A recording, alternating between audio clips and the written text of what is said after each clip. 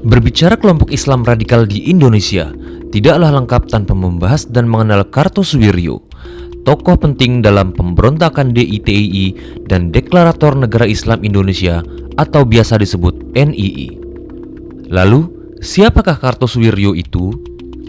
Kartosuwiryo dilahirkan dengan nama Sekar Maji Marijan Kartosuwiryo di Cepu, Jawa Timur pada 7 Januari 1907. Jenjang pendidikan.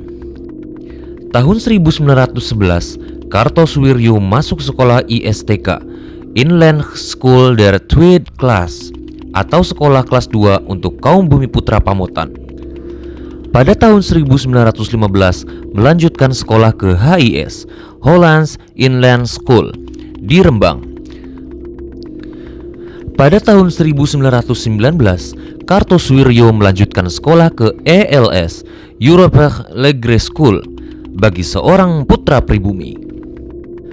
Pada tahun 1923, melanjutkan studinya pada Netherlands in the Artsen School atau NIAS, sekolah kedokteran Belanda untuk pribumi. Di sini, dia hanya bertahan 1 tahun karena dikeluarkan akibat terlibat dengan gerakan politik, pemahaman keislaman, dan gerakan kepemudaan. Secara umum, Kartosuwiryo bukanlah lahir dari keluarga agamis. Dia baru mulai mengenal Islam pada saat remaja, ketika keluarganya pindah ke Bojonegoro dan ia bertemu dengan Noto Diharjo yang merupakan aktivis Muhammadiyah.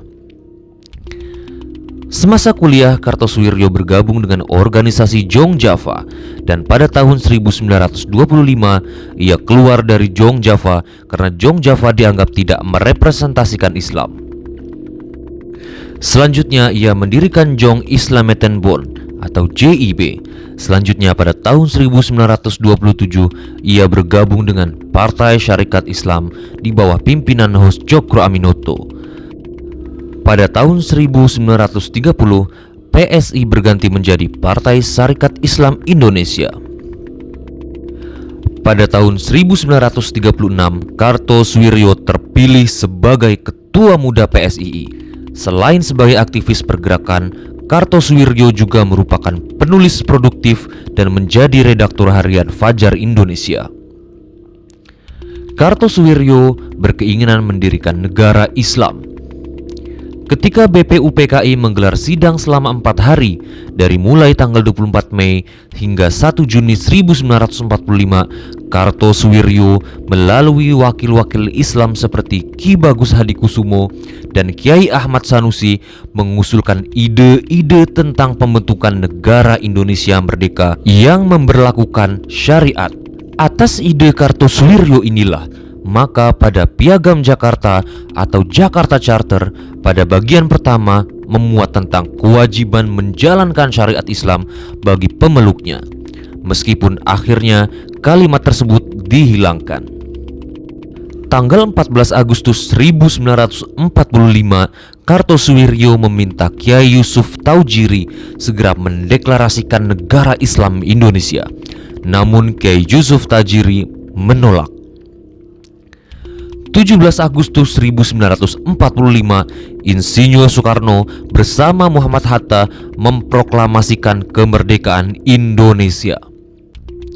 17 Januari 1948, pemerintah Soekarno mengadakan perjanjian dengan Belanda yang dikenal dengan Perjanjian Renville. Kartosuwiryo kecewa dengan perjanjian yang dianggap merugikan Indonesia itu. 7 Agustus 1949, Kartosuwiryo menerbitkan Maklumat NII nomor 7. Maklumat pada 12 Syawal 1368 atau 7 Agustus 1949, pendirian NII. Pada 7 Agustus 1949, melalui pertimbangan yang panjang, akhirnya Kartosuwiryo memproklamasikan negara Islam Indonesia atau NII di Desa Cisampah, Kecamatan Ciawiligar, Kabupaten Tasikmalaya. Kartosuwiryo mengangkat dirinya sebagai imam, panglima tertinggi, serta kuasa usaha. Sedangkan untuk wakil imam sekaligus sebagai komandan divisi adalah Karman. Posisi Menteri Dalam Negeri dan Menteri Penerangan masing-masing dipegang oleh Sanusi Partawijaya dan Taha Arsyad. Untuk Menteri Keuangan dipegang oleh Udin Kartasasmita, sedangkan Menteri Pertahanan dan Kehakiman masing-masing dipegang oleh Raden Oni dan Ghazali Tusi.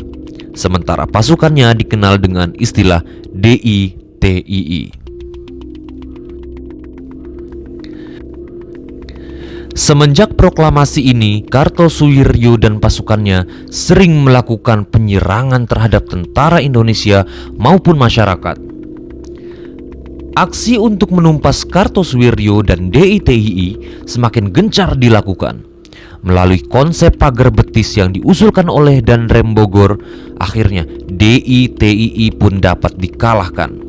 Dan pada 4 Juni 1962, akhirnya Suwiryo berhasil tertangkap. Pada 16 Agustus 1962, Pengadilan Mahkamah Darurat Perang yang mengadili Kartosuwiryo mengatakan bahwa gerakan selama 13 tahun dalam menegakkan negara Islam Indonesia itu adalah pemberontakan dan dijatuhi hukuman mati. 4 September 1962, Kartosuwiryo meminta bertemu dengan keluarganya dan kemudian dibawa ke regu tembak keesokan harinya. Ia dibawa dengan sebuah kapal pendarat milik Angkatan Laut dari Pelabuhan Tanjung Priuk ke sebuah pulau sekitar Teluk Jakarta. Pada 5 September pukul 5:50 waktu Indonesia Barat, hukuman mati dilaksanakan di Kepulauan Seribu.